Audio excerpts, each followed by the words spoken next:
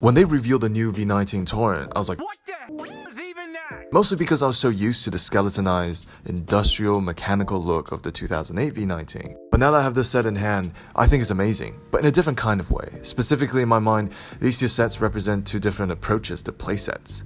The 2008 V-19 reminds me more of a Technic set rather than Star Wars. A large portion of its play value comes from understanding how these gears, axles, and vacuum dampers work together, despite not looking very screen accurate. The wings, the landing gear, and the dampers are tightly coupled to move in tandem.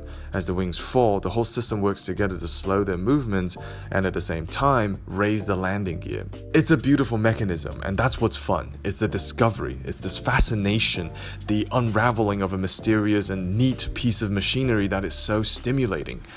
By the way, these dampers are absolutely fascinating. They remind me of the pneumatic cylinders from Technic. In fact, it fascinates me even more why LEGO's never used them again. Oh, and even the cockpit is a cool mechanism. 17 years later, the 2025 V-19 embraces a different definition play. I think of these minifigs like action figures and the ship like a prop for you to play out stories. Like the Kenner toys of early Star Wars, these are highly detailed and swooshable.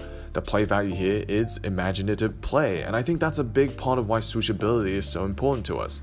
You are swooshing around, imagining how you are flying universe, and it looks cool. And if we're talking about imaginative play, this set knocks it out the park. It is highly detailed, which is why despite being smaller, it actually has about 100 more pieces than the 2008. These are smaller, more decorative pieces. On top of that, I'm not too big on minifigs, but I love this Obi-Wan with arm printing.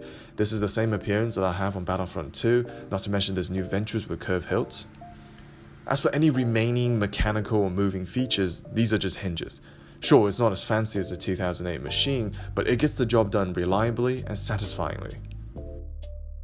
Now, as you can probably tell, these two philosophies of play are not mutually exclusive, but the 2008 leans heavily towards one, while the 2025 leans towards the other.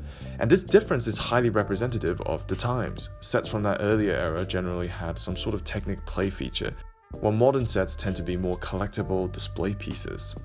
And it does make sense to me. With a lot more adult collectors in the market, a lot of LEGO sets just end up on the shelf after they're built, and we see this across many themes. Now, for the record, I don't think one type of play is necessarily better than the other. Instead, it's the variety and balance that matters to me, and I'm worried that too much of LEGO's portfolio is becoming way too focused on display rather than play, and it's losing some of that original fascination that attracted many of us LEGO fans in the first place. Now, I'm curious, which one would you pick up if both V-19s were on shelves today?